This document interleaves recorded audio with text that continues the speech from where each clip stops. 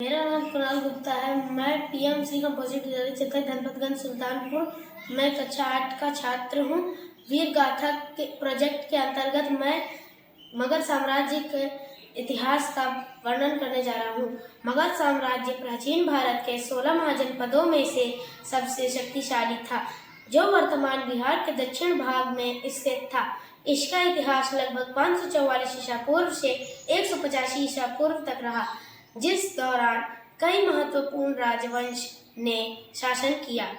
मगध जैन और बौद्ध धर्म के विकास में एक महत्वपूर्ण केंद्र था। प्रमुख राजवंश और शासक। मगध साम्राज्य पर शासन करने वाले प्रमुख राजवंश कुछ इस प्रकार हैं। बृहदत्त वंश। पुराणों के अनुसार यह मगध का सबसे प्राचीन राजवंश था, जिसके स्थापक राजा बृहदत्त थे।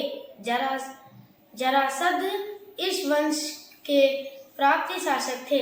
हर्यक वंश लगभग 544 ईसा पूर्व से 412 ईसा पूर्व इस वंश की स्थापना बिंबिसार ने की थी, जिन्हें मगध साम्राज्य का वास्तविक स्थापक माना जाता है। उन्होंने वैवाहिक संबंधों और विजय नीति के साम्राज्य का विस्तार किया। उनके पुत्र अजातशत्रु ने भी साम्राज्य का विस्तार जारी रखा। अजातशत्रु के पुत्र उदयन ने मगध की राजधानी को राजगृह से पाटलिपुत्र वर्तमान पटना स्थानांतरित किया।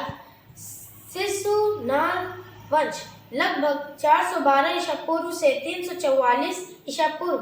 शिशुनाग ने हर्यक वंश के अंतिम शासक को हटाकर इस वंश की स्थापना की। नंद वंश लगभग 344 ईसा पूर्व से 322 महाजन। नंद वंश लगभग 344 ईसा पूर्व से 322 ईसा पूर्व महानंद इस वंश के स्थापक थे, जिन्होंने एक विशाल साम्राज्य स्थापित किया। इस वंश का अंतिम शासक धनानंद था, जिसे चंद्रगुप्त मौर्य ने चाणक्य की मदद से हराकर मौर्य साम्राज्य की नींव रखी। मौर्य वंश, शुंग वंश, कण्व वंश और सातवाहन वंश। नंद वंश के बाद मौर्य वंश, जिसने भारत के स्वर्ण युग में योगदान दिया, और फिर बाद में अन्य राजवंशों ने मगध पर शासन किया। मगध के उत्कर्ष के कारण मगध के शक्तिशाली बनने के पीछे प्रमुख कारण थे। भौगोलिक स्थिति। मगध गंगा, सोन और गंडक नदियों से घिरा था, जिससे इसे प्राकृतिक सुरक्षा मिलती थी और जमीन उपजाऊ थी। खनिज संसाधन। आसपास के क्षेत्रों में लौह अयस्क की उपलब्धि ने इन्हें बेहतर हथियार बनाने में मदद की। शक्तिशाली शासक। बिंबिसार और अजातशत्रु जैसे महत्वाकांक्षी और वीरवादिक शासकों ने मगध को एक प्रमुख शक्ति दिया। धन्यवाद।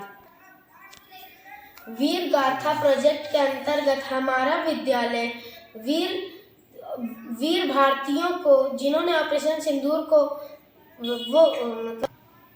सफल बनाया, उनको हम नमन करते हैं।